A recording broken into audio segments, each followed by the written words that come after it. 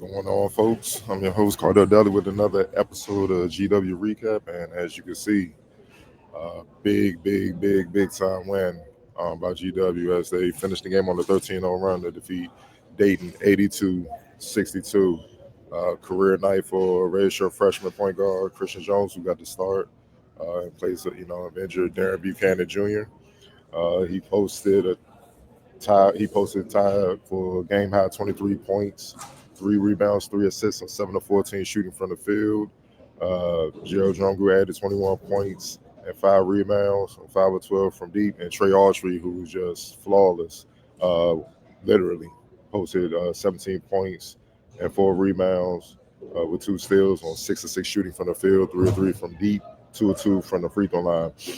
Nate Santos led Dayton with 23 points and 3 rebounds. And Zed Key added 10 points, 6 rebounds, and 3 blocks, along with 3 steals. It was a tale of two halves. In the first half, GW jumped on Dayton right away, led by Christian Jones, who posted 15 of his 23 points in the first half. They just bombed them from three.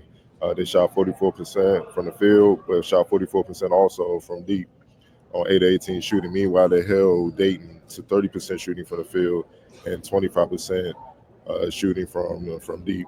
The only player that can summon any type of offense was Nate Santos. And so they took it into that. They went into the half with a 43-27 lead, but we knew the run was coming from Dayton. They're too good of a team. They came in 11-3, and the run came. The run definitely came. They started the second half on a 15-5 run. Santos got it going. Key chipped in. Posh Alexander got going. He came in the second half. I believe he scored the majority of his points in the second half, if not all. And then next thing you know, it seemed like things had flipped. The GW was struggling to score for the stretch, and Dayton was having their way. But as the game went along, GW was able to score enough, led by Gerald Jr., who hit some big and timely shots using his veteran experience as being a grad transfer. He hit some timely shots. Trey Autry got into the lane, along with Trey Moss, hit some key baskets inside. And then as the game was closing, it was a close game. GW just exploded to finish the game in the last 3 minutes. Literally, the last 3:30 of the game, GW went on a 13-0 run. 13-0 run. Dayton was obviously held scoreless, and they went 1 for 10. They went 1 out of their last 10 shots. They only made 1, including they went 1 for 6 from 3-point line during that span. It was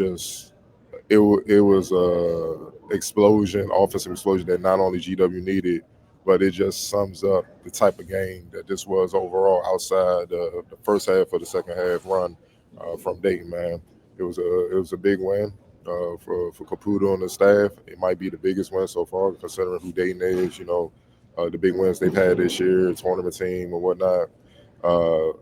But it's even more impressive with the fact that Darren Buchanan Jr. was out with injury. It just shows the depth that's there that wasn't there last year. Also, the improvement from the freshmen. They got a lot of minutes, and not just the freshmen that got minutes last year, but even Christian Jones, who had a career night tonight, and who's redshirting last year. The development, it just speaks to how strong GW program is behind the scenes. The work that they're putting in, that they can just for most of the game just dominate a Dayton team that most expect to see do a lot of damage in the NCAA tournament and be right there at the end for A-10 supremacy when conference play started and when the conference tournament started as well, man. So, all in all, man, it was a very, very, very impressive win.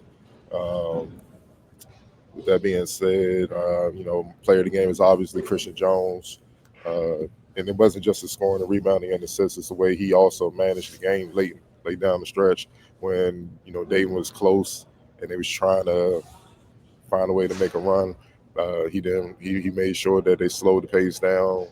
They moved the ball. They got good shots because during that stretch when Dayton went on the run, GW had some bad turnovers, sloppy with the ball, throwing the ball away, not securing the ball when they would catch the ball, not being strong with the ball. Dayton was stripping the ball, going on the other way, scoring. and that's what allowed them to make that comeback and make it a game, make it a close game late. But Christian Jones, man, he weathered the storm. Redshirt freshman, he made sure that those guys, the team stayed poised and made sure they got the shots that they needed from the guys that needed to take those shots in those specific times of the game, and that's something that a lot of point guards struggle with. Period, let alone being a redshirt freshman. So it just speaks to his natural ability, his natural IQ, natural feel for the game, that he was able to control the game and make sure that GW was in position to go on that run and secure the game. It's only fitting that he hit the game-sealing three with Nate Santos draped all over him, banked it home to officially end the game, man. So, I mean, definitely super happy for him, man. He, big time recruit, came in, had a red shirt, and waited his turn. And the work he's put in over the last year and a half, you saw it tonight, man. And the scary thing is he's only going to get better. I thought, Trey Archie, what can you say, man? Flawless night. I don't know how many players shot 100% for the field in GW history, but he's in the record books as being one of them, man. He did it all. Defended, rebounded, shot lights out. Can't say too much about him. And Gerald Drumgoole Jr., the sniper, who's developing into one of the top shooters in A10 and college basketball. He was huge, man. Like I said, this experience was needed. They stepped up and played big time roles, man. You can't also ignore, Castro and Hanson. They jumped. Since they jumped Zay Key and made sure he didn't have an impact at all, man. Kept him off the boards. Didn't let him try to get a lot of second chance points, and was just physical inside, man. And that allowed GW to thrive even without the services of Darren Buchanan Jr., man. So, big time win, man. And next up for GW, after this big time win, they go on the road, take on Rhode Island this upcoming Wednesday, 7 p.m. We'll see if Darren Buchanan Jr. returns. We'll learn a lot on the next couple of days, but we'll also see if they can keep this momentum going. You don't want to give this type of win back. It's just as simple as that, man. Keep the winning going. So GW improves to 12-3 on the season and 1-1 within the conference. Appreciate you guys for joining me. I'll be back soon with another edition of GW Recap next week.